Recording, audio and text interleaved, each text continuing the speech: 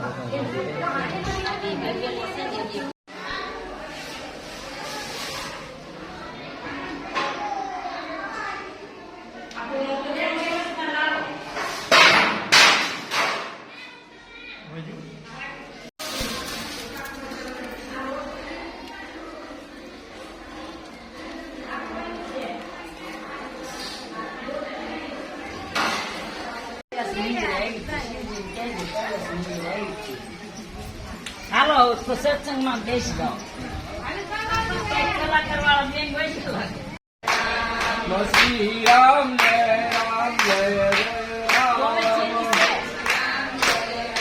જય જય રામ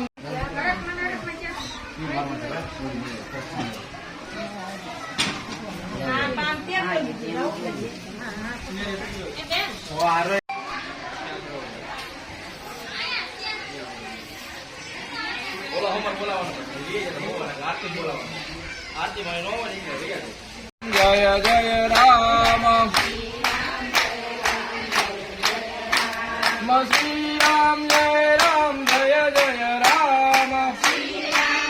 રામ જય જય રામ। જય ભોળાનાથ શ્રી બગડેશ્વર મહાદેવ। મારું નામ છે ગોસ્વામી દર્શનગીરી બાબુગીરી।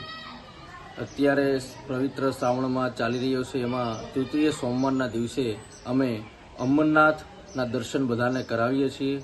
ભગવાન શિવને અમરનાથનું રૂપ આપ્યું છે।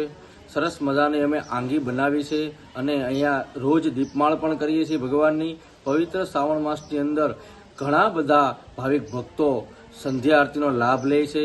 અહીંયા 3 ટાઈમ દીપમાળ થાય છે, ભગવાનની 3 ટાઈમ આરતી કરવામાં આવે છે। બજરંગદાસ બાપાના મંદિરની સામે એક્ઝેક્ટ બગડેશ્વર મહાદેવનું મંદિર છે। અહીંયા ત્રિવેણી સંગમ આવેલો છે। અહીંયા બગદાલમ ઋષિ થઈ ગયા છે।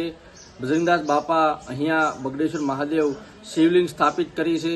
અહીંયા 2 શિવલિંગ છે, એક સ્વયંભૂ શિવલિંગ છે અને એક બજરંગદાસ બાપાએ સ્થાપિત કરેલી શિવલિંગ છે। બાપાનું રહેઠાણ અહીંયા જ હતું, બગદાણા ધામની અંદર। પહેલા બાપા આવ્યા ત્યારે બગડેશ્વર મહાદેવ જ રહેતા હતા અને ઘણા બધા ભક્તો શ્રાવણ માસ નિમિત્તે ભગવાનના દર્શન માટે આવે છે।